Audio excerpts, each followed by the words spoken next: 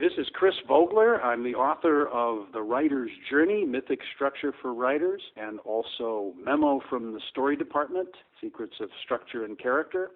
And you're listening to Genretainment.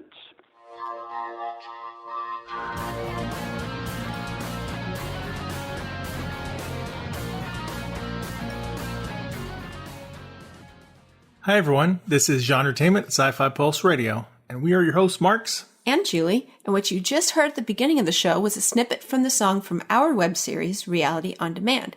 It was a song composed and performed by our friend T. Sean Hardy, and you can find our web series at alienjunglebug.com. Today on Genretainment, we are speaking with Linda Seger and John Winston Rainey about their new book, You Talkin' to Me? How to Write Great Dialogue. Now, Dr. Linda Seger created and defined the career of script consultant in 1981. She is the most prolific author in the area of screenwriting. 2 of her 9 screenwriting books, Making a Good Script Great and Creating Unforgettable Characters, remain staples for writers, and many universities use them as textbooks in screenwriting classes. John Rainey has been involved in the dramatic arts since 1975 and has been a script consultant since 1989. Now let's listen to the interview. Hi, Linda and John. Welcome to the show. Thank you, Marks. Nice to be here, Marks. All right, we're happy to have both of you here to discuss your new book, You Talkin' to Me? How to Write Great Dialogue. You talking to me? Yeah, you always got to say it that way. He always just says that you talking to me. I'm like, no, it's supposed to be you talking to me. So you're both very experienced script consultants. With you, Dr. Seger, often credited for essentially founding the concept of script consulting. And actually, your book, Making a Good Script Great, was part of my film school education. Yeah. So it's a real treat to talk to you in person. Good, thank you. Well, before we get into the new book, can you tell us a little bit how the two of you met and decided to work on this book? Well, I had long been wanting to write a book on dialogue, but I knew I had to do it with a screenwriter. So I had heard of John for some years, but we met, was it? 2012. Okay, so we met 2012 because John was the screenwriter and I was a script consultant on a project with a producer from South America. So John and the producer came here for about 8 days to work with me and me to work with them. And I must admit I was a little concerned because John being a script consultant, I thought, is he going to be open to me as a script consultant when he's the screenwriter? But we had a terrific relationship, very creative, very much of a flow and ease. So a couple of years ago, so I asked him, would you like to write the book on dialogue with me? And thankfully, he said yes. Well, only a couple of years ago, you two seem to have a really great rapport, like you've been working together for years and years. Well, one of the reasons John and I both have a similar education, similar background. We both have master's degrees in drama. We have both acted, directed, written. And that really helps because we have a shared vocabulary, shared experience, both being script consultants and having worked on many scripts of other people. And why dialogue? Why did you both feel that this is a topic you two should tackle? Why zero in on that for this particular book? Well, I had written a book on subtext, and I thought, and I've written 10 books on screenwriting, and this was one area I had not worked on before. So I said it's time to do that and to find a good co-writer to do it with. Well, she covered just about every other topic in the world on screenwriting, so, what was left? I know she has quite a few books. And dialogue is something that doesn't get covered very often. In which is odd because, when you're talking particularly about scripts, that's most of the script is the dialogue. And actually, I had read 7 different books on dialogue, including McKee's book, and none of them were really, how should I say, not something that I found that a writer, a working writer, could take with them into their study, their workshop, and actually utilize. My feeling is that Linda, for whatever reason she chose me, I had written a book before called, what's it called? Screenwriting Style That Sizzles. Sizzle. Yeah. And in that book, I used a lot of examples how not to do it, and then I revised them to show how it could be done to be read much more easily. And I think that appealed to Linda a little bit, because I think wonderful attributes of this book, if I may say, is that at the end of each chapter, we offer a scene that applies to, or that subject matter should be applied to, that is, if I may say, somewhat poorly written. Linda chose most of them, and then I just rewrite them. And Linda gives notes on the poorly written one. Mm-hmm. I absorb those notes, and I rewrite it and give notes on why I wrote it that way. So I think that is a very practicum aspect of the book that no other book has.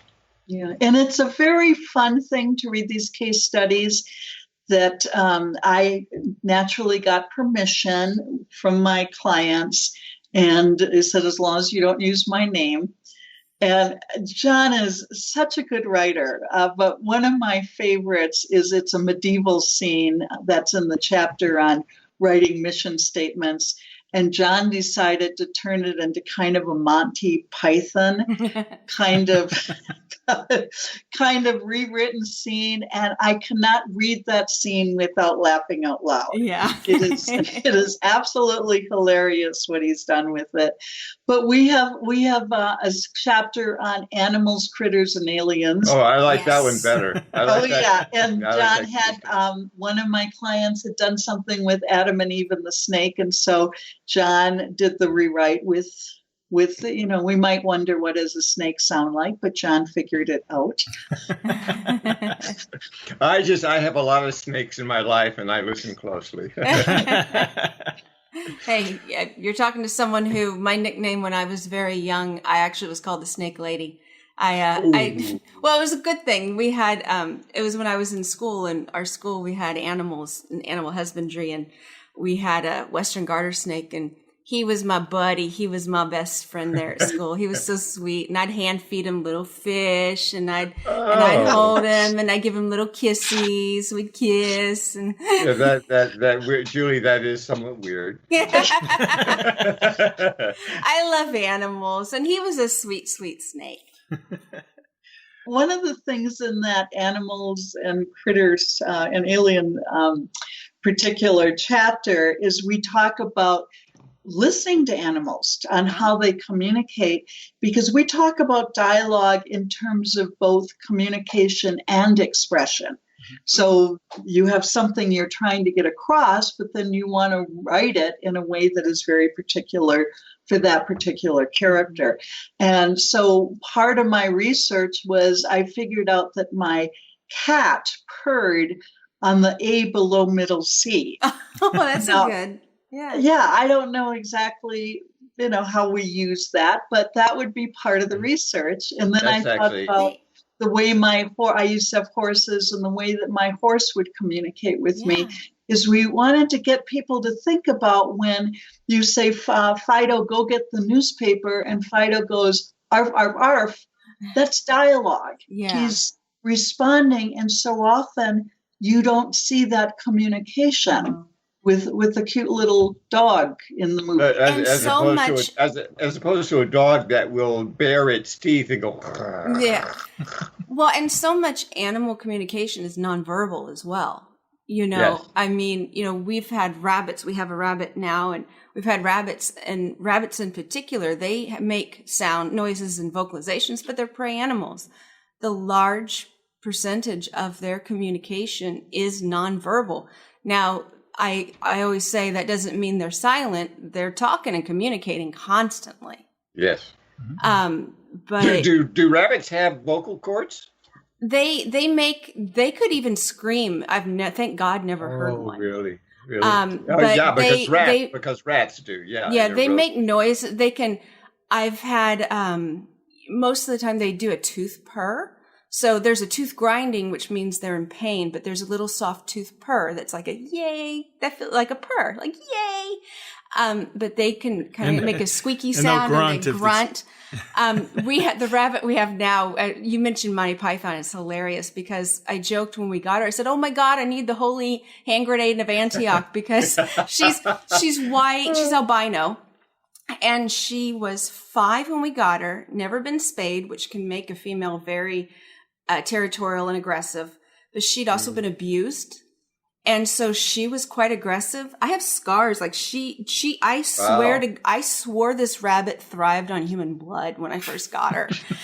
And, she would attack so much. Now I call her my sweet, floofy little cotton ball of love. But it's so much body language. And I'd never experienced a lot of the aggressive body language until the last year and a half.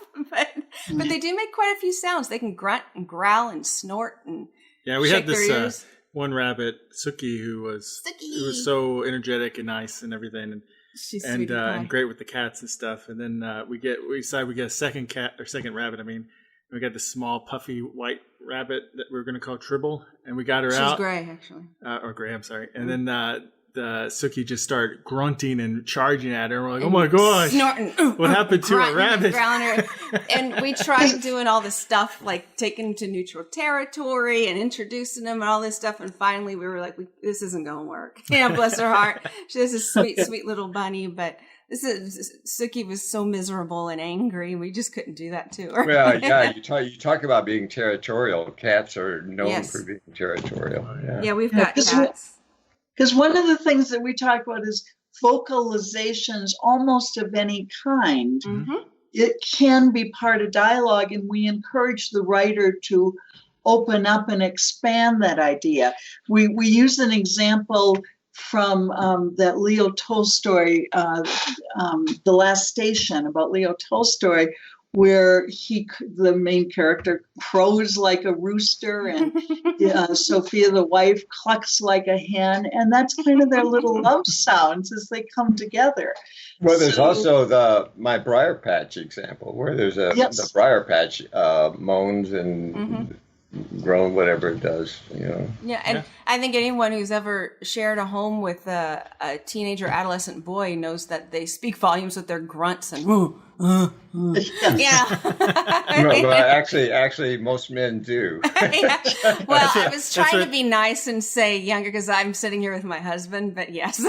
So when you do a second edition, you need to do dialogue for animals, aliens, and critters, and teenagers. And men. We actually do have some examples of teenagers. We have several scenes and pieces of dialogue with teenagers. Yeah. And of course, so often we see scripts where the children do not sound like children. Somebody from another country they sound too eloquent if you're learning a language. So we have a chapter on accents and dialects and encourage writers to expand the idea of who are your characters. Yeah. So somebody, for instance, from another country might use sentences in present tense. I go to the store yesterday. Right. Yeah. And I mean, that's how we learn another language. So I'm assuming, I actually went to a men's weekend one time where we had to spend the entire weekend communicating only with grunts, pokes, and prod. So it was comfortable for the men. Getting back to our primitive nature. But that's one of the things we tried to do with the book was really deal with some areas that people don't ordinarily deal with. Yeah. And we were fortunate in the chapter on accents and dialects. John had a friend who knew about this, and then I actually communicated with a acting coach who teaches people how to do the accent of that particular country or where that person is from. And John knows a lot about accents because he has lived in a whole lot of places. And I told John he had to put the story in the book. But tell us, John, about where you're. I can't. Well, I was born in Memphis, Tennessee, and we moved around the Tennessee area to Alabama, to Georgia, to Indiana, back to Memphis, Arkansas, a little bit of Texas, and then to Michigan.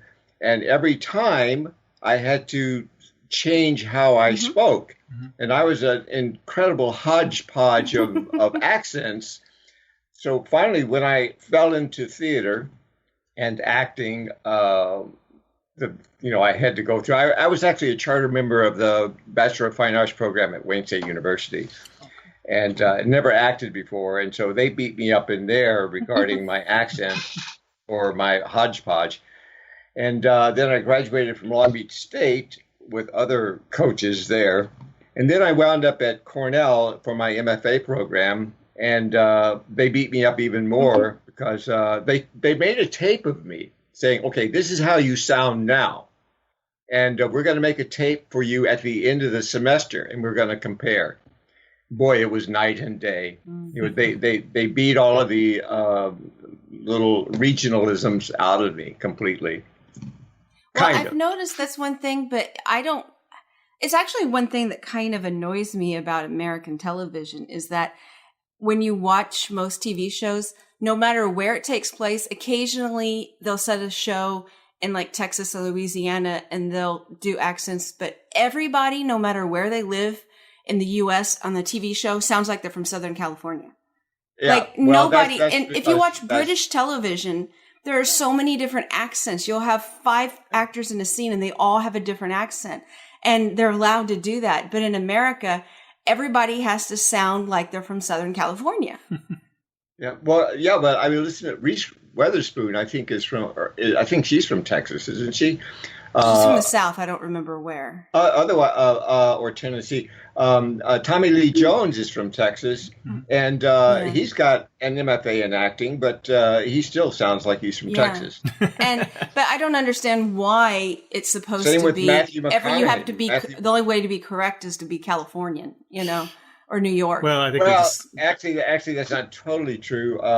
Kenyon and Knott wrote a book called The Pronunciation Guide for the IPA, and they considered Iowa to be the standard American accent. Oh, that's awesome. And so, and I currently live in Iowa right now.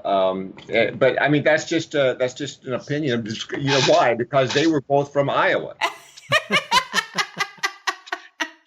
It's somewhat like I'm from Wisconsin, and I just always thought everybody else had accents but us. But John has set me straight on that one too. Actually, John, where in Indiana did you live?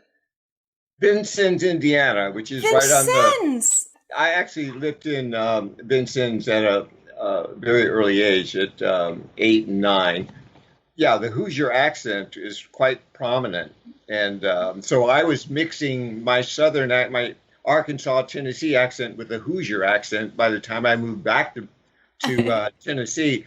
And the interesting story that Linda loves for me to tell is that when we moved up to Michigan, and I had this real strong Southern accent, and I had the rhotic R, was really hard, Arcans and R. A lot of the nuns wanted me to play Jesus in the Christmas pageant. And so we were rehearsing, and the principal, Sister Cecilia Marie, I'll never forget her, came in and said, "Oh, we cannot have that boy play Jesus. Jesus didn't have a Southern accent." Of course, I pointed out to they know he wasn't American, Jesus right? was a baby at Christmas. Yeah. And probably the nuns got a little confused between Christmas and Easter. I think so. And he should have just said, "I can cry really well." I'm pretty sure your baby cry wouldn't have too much of an accent. Yeah. And actually, that's one of the things we did with our dialogue book is that John and I have some personal stories in there. I have tended through my last few books to add personal stories to illustrate a point. Yeah. And John would sometimes pull back from that. I said, "No, I think they make they make a book very interesting for a writer to explore John's story." Yeah, she forced me to keep that story in about I'm my really moving glad. around. Otherwise I wouldn't have done it. But that was Linda's fault. That story's in there. Yes. But that's where John, we're from. Yeah, from not far yeah, from there. John forced me to keep a story in about being on a flight from Atlanta to LA, and the woman next to me was going to meet an actor she had just met. She had this amazing Southern accent, and the way she said things and She all was a Savannah. yeah, they call Oh, it through. yeah. And she would say, beautiful. "Oh, girl, get out of here," and she'd have these big things. But it was also very funny because I said, "Well, how long are you spending in LA to see this actor?" And she said, "One night." Well, There was a lot of subtext. I wanted you to keep that story in because of that one line about the lubrication. Oh yeah, which John added. So, in which he wouldn't let me take out. So we had working with somebody. She would take it out, and I would keep putting it back in. Just got back in there somehow. Co-writing, because there's a lot of discussions about things, and we divided up the chapters for who was going to do the first draft of each chapter, and then the other person would rewrite, and then it would go back and forth. Mm-hmm. And then John came twice to Colorado, where I live, for I think 6 days each time. And we would just sit in the sitting room for 6 hours. And because John and I both play piano, we would break up the time with a few piano duets here and there. Oh, that's great. But we just sat there going through these over and over and over again. So it was a good process. That's wonderful. Well, yeah, I do like the personal stories in it. And that you remember them well. Those are the things that stick in your head more, but they're very entertaining too. You know, as you said earlier, the case studies and in John's rewrites, I think, were very helpful as a writer to see it applied that way. So, well, actually, another one of those case studies that I'm very, very proud of is the one about the butterflies. Was supposed to be a musical. Yep. And I added some stuff that I really liked a lot. And I did that very quickly too, didn't I, Linda? I did about an hour. It was a case study about butterflies, how they're supposed to migrate, but some of them just wanted to hunker down and build little houses up in Canada. And there was another group that wanted to move away. And so we really were able to work a lot with rhythms as well, the rat-a-tat-tat and that's what the it repetition. Yeah. And I think that's another thing that's so important in dialogue is the rhythm. We talk about how certain people will talk, kind of, well, I don't know. And then there's others that just run on and on and on, and they're, like a network is, I'm not going to take this anymore, and it goes on and on and on. And for the writer to capture those rhythms and see how you can expand the kind of characters by simply making sure they have different rhythms, different word choices, different vocabulary. Yeah, and different personalities and ages and where they're from should sound the same. Like you mentioned earlier, not just animals, but also like teenagers.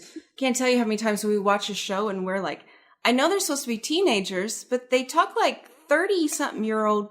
The subject matter and the way they're talking, they're supposed to be 16, but they sound like 30-something-year-olds sitting around, drinks in hand, talking about their sex life. This is not how a 15, 16, 17-year-old talks. Yeah, Julie, it's primarily, this is the limitation of the writer. And Linda and I deal with this a great deal in our critiques when you should be able to take out the character cues and know which character is speaking. Yes. And each character should have their own semantic universe within their own regional aspect. Mm-hmm. Watch a TV show and count in an episode how many times the characters will end a declarative sentence with an all right or an okay.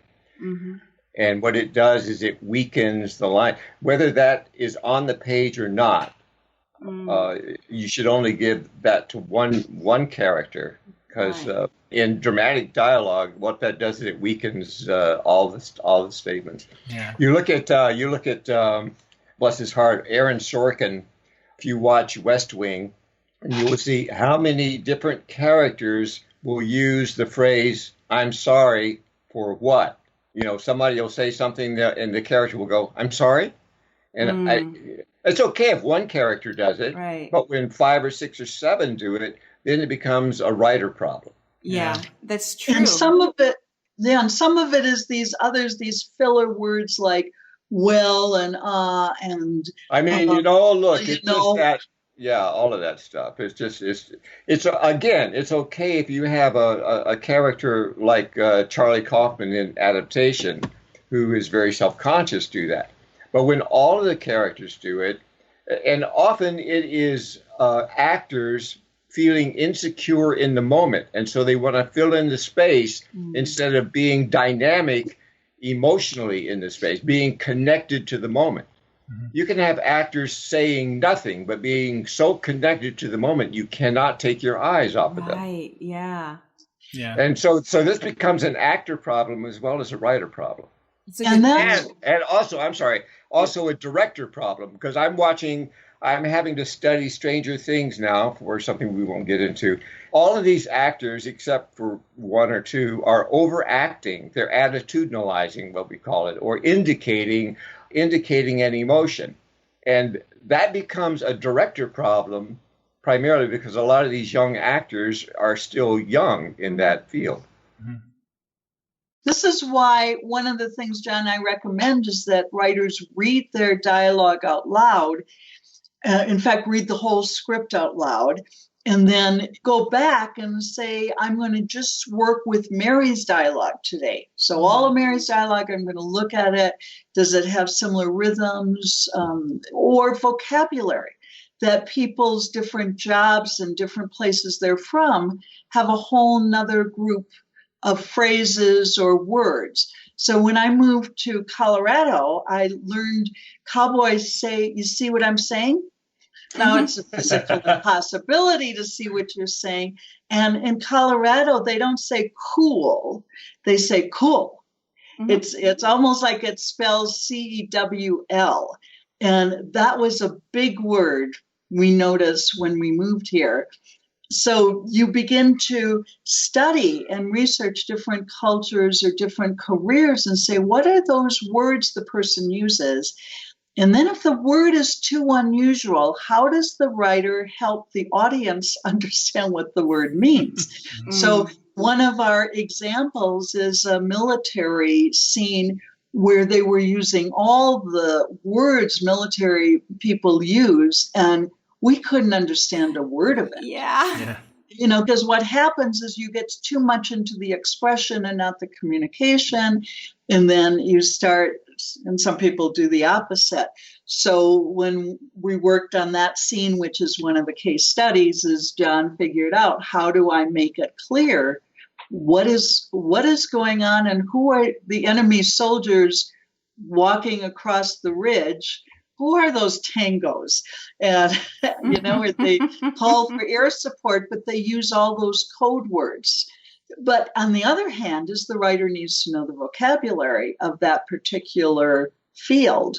So and sometimes what you have to do is write in the script, I'm going to do a visual of what it is. So John and I being in music, if we say I'm going to play a glissando, that's when somebody plays, they take their hands or their thumb all through all the piano keys. And then you say, now I know what that means. Yeah, you just show it. You show it in action. They can use the word, and you show it in action what it really means. Yeah. Yeah. But you can also use a little phrase. You add a phrase that becomes the explanation. Mm-hmm. And you try to put it in so it doesn't look like you're just reading a treatise on this particular word or phrase. Put a little exposition in for the audience to know what the heck is happening. Yeah. Which is a big thing, like sci-fi, fantasy has to deal with a lot of unique terminology. We watch a lot and read a lot and watch a lot of that. So I don't know if you guys saw The Expanse or not, which is really good, hard sci-fi. Yeah. But they got people who live on asteroids and stuff, and they have this weird slang speak they've developed. And you get into it, you catch on after a while. If it's done well, you catch on. If it's not done well, you're into episodes going, I can't understand what they're saying. That's how you know it's been done well, that it's a made up kind of way of talking and you're catching on to it, you know? I should have mentioned before, and just so people know who are listening, this book isn't just for script writing, right? It covers all types of mediums. But you mentioned about reading your script out loud. I can't believe how many times I've heard someone, and I've written a script, but they've never read any of the dialogue out loud. And then even people writing a novel, it's like, well, I know the way you write and the way you speak are very different, but the dialogue needs to sound a little bit like the way people talk in real life. If it's taking place in modern day, say, Western Kentucky, you probably ought to know how people in modern day Western Kentucky speak. And you don't want them to sound like they're from Brooklyn, for instance. Well, not only that, not only read the dialogue out loud, character by character, as Linda suggests, but I strongly suggest that all writers take acting classes. That is a really good idea. Only, yes. It's not just for the dialogue, but to understand the process that the actor goes through in getting to the moment of the dialogue. Yes. Because it's got to be internal. Otherwise, like I said about Stranger Things, it does not work. Mm-hmm. I know Stranger Things is a very, very popular thing. But I think because I have too much background in acting, directing, and writing, I get distracted very easily. My wife used to hate going to the theater with me because I used to squirm in my seat all the time. It's very, very tough for me. Give me a sappy rom-com any day because I know what to expect. Well, we suggest that people keep file folders because you don't always know when you're going to hear interesting dialogue. And you don't know when you might be writing a book, because this is our book is for novelists and short stories writers and other kind of writers, and when you might need to pull that. I had one of my writing clients who gave me permission is that she had a line in a script that says, in the South, we don't call it hot, we call it sultry. And I asked her, I said, where did you get that line? She said, I actually heard a line similar to that. And she said, I have all these file folders. So when I was writing a Southern script, I looked through those and I had a line similar to that and I massaged it a bit. And another one of my clients who's an Emmy Award-winning sitcom writer, Treva Silverman, who is one of the people who endorsed our book, but she has a tape recorder with her at all times. And I learned when working with her, when she started getting going on dialogue, I was not to interrupt her. And she would pick up the tape recorder in the middle of a session. And she says, well, I want to say something like this. And she'd record this. And I learned very, very quickly to stay very quiet because she's catching the rhythm. And she says, I then listen to it and massage it. So, tape recorder with you at all times. And sometimes you can interview somebody. So let's say you're in an airport, not that you'll be at the moment, and you hear a scientist talking with very specific vocabulary, and he's just sitting there, and you can always say, I'm a writer, and I'm wondering if I could ask you a few questions, because the vocabulary you use is what I'm thinking of writing about, someone similar, and I'm hoping Brad Pitt will play your part. That's a good way to feel really good about. But you don't even have to ask them questions relay the story. You just need to ask them questions to start hearing that flavor and also some of that vocabulary. Linda, as an aside, that Brad Pitt played Dr. Fauci on SNL. Oh, he was brilliant. It was great. Then he took his wig. Yes, I think I did know that. Yes. Yeah. I love the line, when Trump was talking about someday it'll just disappear. He goes, but that shouldn't be your plan A. Even Sully tried to land at the airport first. That's one of the best lines I've heard in a while. Even Sully tried to land at the airport first. Well, and you realize with those actors how they listen so closely to the person they're going to impersonate and get the rhythms. And we can all do the vocabulary of any number of people we've heard on television. Yeah, Tina Fey doing Sarah Palin was a classic. Yeah. Yeah, it got to be hard to tell them apart. Honestly, for me. That shows their creativity and their brilliance. Yeah. Anyway, the key to dialogue is really listen to your characters that you have created and do right by your characters. And I think a lot of writers, well, now this is just me talking. My characters write my stories for me. That's impossible to teach. But I tell my writers, you must develop your characters, then listen to them, pay attention to them, because they will tell you what they want to do and say and become. Once you breathe life into them, let them live it. Yeah, this is not something we can put in a book necessarily. I don't know if we said this in our book, but it's something that you've got to trust. You've got to trust. The thing, most writers feel like frauds. I certainly do, because you've got to give yourself over to your characters. So anyway, that's very true. Yeah, I agree. I've noticed more and more book writers that I know are also using dictation to write their books, which I think is interesting how that affects. Well, what happens? Yeah, what happens with that, Marx, is that all the characters start sounding alike. Yeah, that's true. See, to me, I always, because I didn't grow up with any computers or anything. So for me, Amish. Just because you're from Indiana doesn't mean you're Amish. No. But, I never had a computer until I got married. So for me, writing was always with, pen or pencil and paper. When I got to college, I got to university and I was doing journalism, you have to go quick. So you don't have time to write it out by hand and then transpose it onto typing it. I had to learn how to think and type at the same time. And I've gotten to where I could do my journalism writing much more easily that way.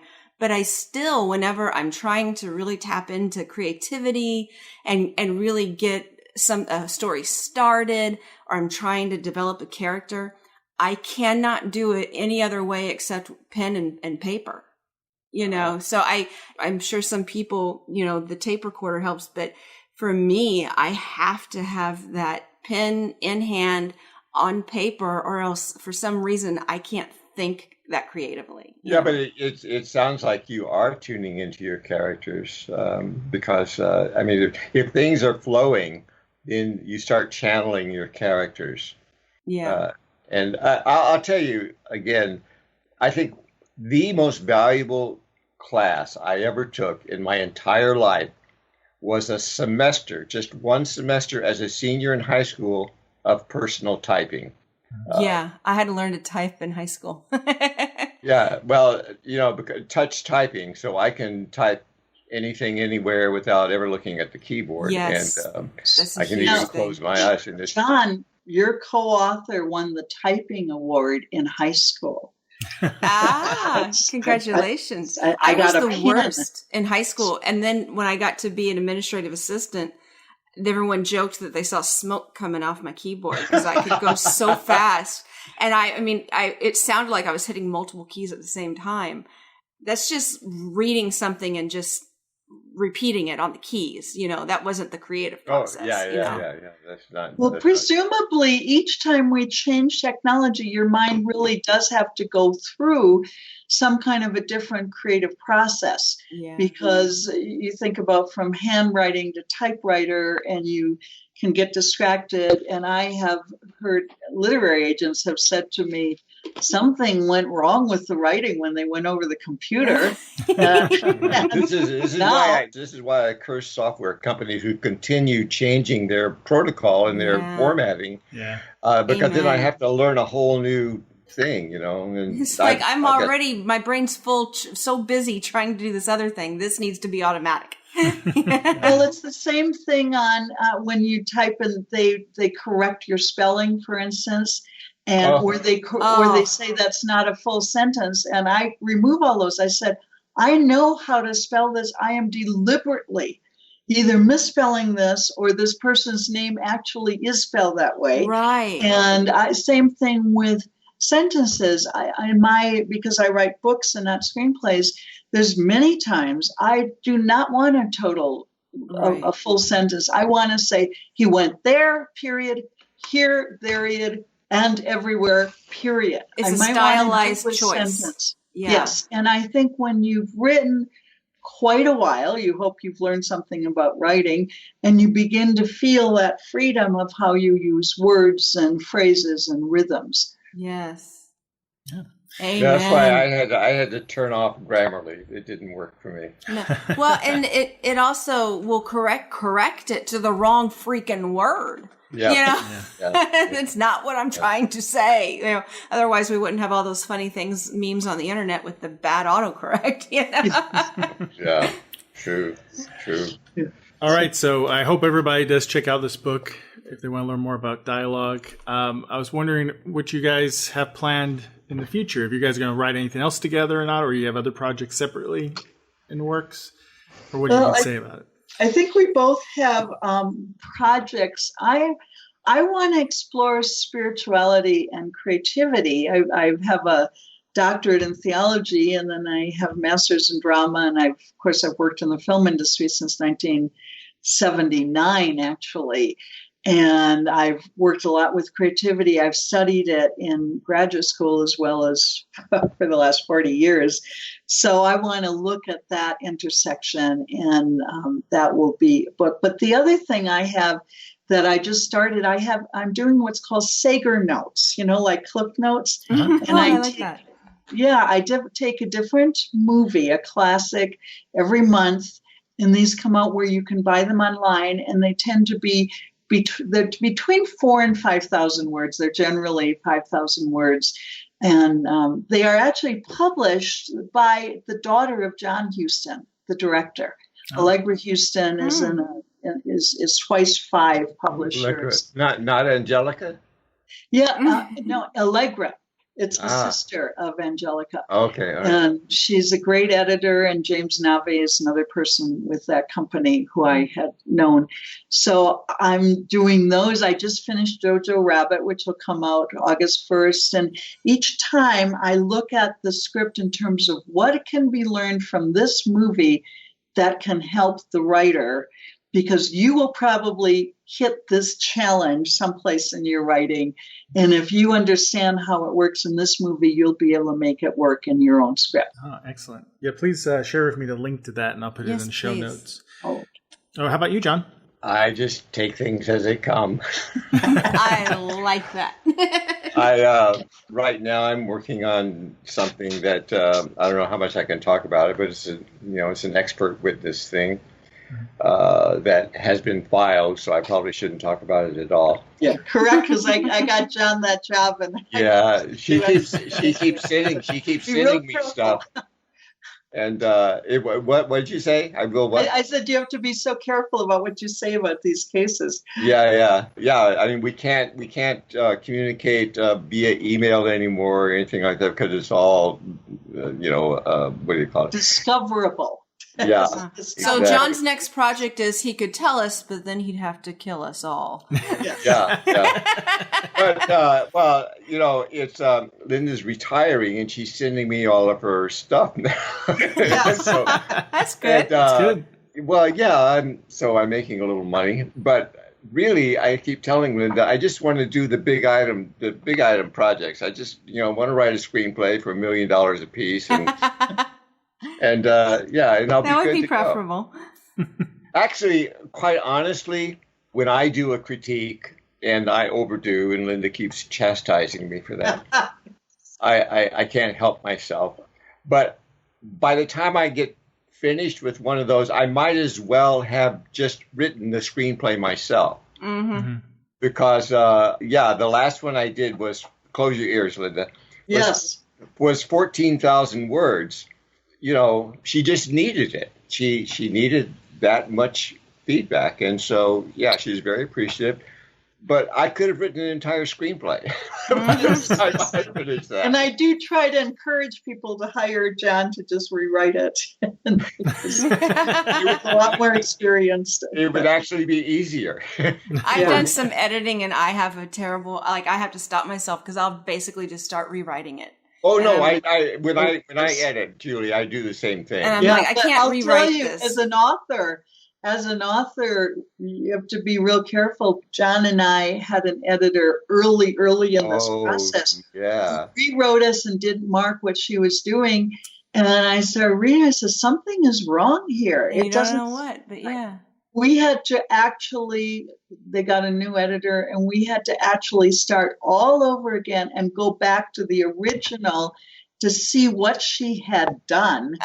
And she had dropped all the charm and all the fun of our writing and phrases we poured over, and she would make them so derivative and on the nose, and so bland. There was an example I used in it, and you guys will appreciate this. It was about the movie Fair Game, and I think I was talking about I can't remember, escalation of a piece of dialogue. Yes, Valerie Plume, yeah. Yeah, and Joe Wilson had this thing about one of my favorite lines of all time in the movie or in any movie is, if I shout louder than you, does that make me right? It does now, apparently. And that's at the end of Joe Wilson's. They're having this huge argument in the kitchen.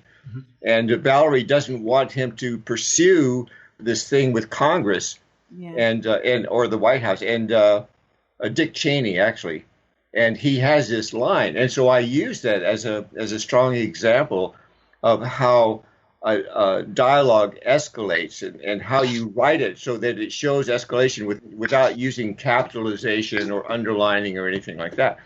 And she changed that whole thing to sound, she changed, I think, one or two words, which changed the entire meaning and intent of the scene. But it's incredible how just a few words will do that, but it does, yes. Yeah, but it also told an untruth. She changed the introduction, the dialogue as well. That's right. And so it was incorrect about what had happened with Dick Cheney. I mean, it was just factually incorrect as well.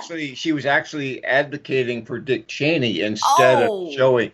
Yes. Yes. I mean, just stop right there. You know, you're on the wrong track. That's when we fired her. Yeah. And there are a lot of editors that just really want to be writers. But as a writer, I say, I want to track every change. I want to know, and I want to know why. And don't rewrite me unless there's something. If there's something not clear, it's fine for you to suggest an alternative way, or say add more or something. But you know, give us a note. Yeah, just give us a note. You know, or hey, what do you think of this sentence? Maybe if the writer was struggling with a sentence, you can go as the editor. Here's just a suggestion. What do you think of this? You know, something like that. That's the thing, Julie, is she did not point out this change that she made. She just was rewriting the whole darn thing, kit and caboodle. Julie, as a matter of fact, if you're an editor of screenplays, after this interview, give me your email address and I'll send you my book, because I think you'll find it. Maybe you'll find it useful. It's a great book. It's a wonderful book. Awesome. Thank you. That sounds great. See, I actually wrote this book because I found myself saying the same things in critique after critique after critique about the writing style. And so I said, screw it. I'm just going to write a book on it. I'll just sit the book. Everybody just read the damn book. It's called Screenwriting Style That Sizzles, and they can get it on Amazon, right, John? I think so, yeah. But I'll send Julie the book. You're sweet. Thank you. Yeah, thank you. All right. I mostly just send it out to my clients and stuff, you know. Okay, but John, you're supposed to sell your books. I'm the same. I'm terrible about that. I give stuff away all the time. Yeah, Linda's right. I need to. Yeah, she's a great marketer. She's gonna be your agent. She will. Yeah. I'm so grateful for her guidance and her mentorship, especially in that area. Yeah. Awesome. Well, Well, thank you. when she and one of your other people that you mentored, Dara Marks, Yes, sir. when they found out, I was, the rating that Creative Screenwriting gave me, they made me #1 consultant. Linda wasn't a part of that. And Linda and Dara both said, "How much are you charging?" And so I told them. They said, "Oh, you're going to triple that." Yes. Well, there is a thing about, when you're an entrepreneur and you are earning a living and you really have to look at the value. And I had a great career consultant, and she said, just look at what it's worth, what you are contributing. I mean, you're changing people's lives. You're changing their writing. You're changing their whole success. And, anyone who'd looked at my website before I retired on June 1st from consulting would see I had lots of different services. So, because I understand a lot of people don't have the money to do a full consultation, but they do have the money to get a lot of, to get some notes that really help them. Yeah. So, people get a lot of bad advice from a lot of people. And so I just want to keep people on the right track. And that's assuming that I know what the right track is. But yes, well, you do. I think we all agree that you are definitely on a right track, if not the right track. The rest of us just hope to be right track adjacent, hopefully, Well, it's been great talking to you both. Yeah. Yeah, this has been fun. Thank you both. Yeah, thank you so much for talking to us. And I hope everybody checks out the book on Dialogue. And I hope you enjoy your retirement from consulting. Yes. If she can stay away. Linda says she's retired, but she's still working. She's writing books like crazy. So, hi, I'm John Rogers. I created the show Leverage and wrote Transformers, and you're listening to Genretainment. Well, thanks to Linda and John for taking the time to speak with us and being such fun guests. You can find links to their books and websites on the show notes.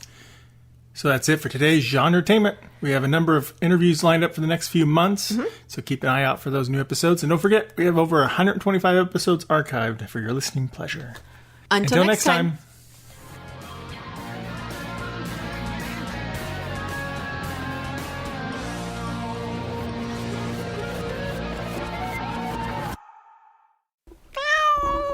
Bad monkey.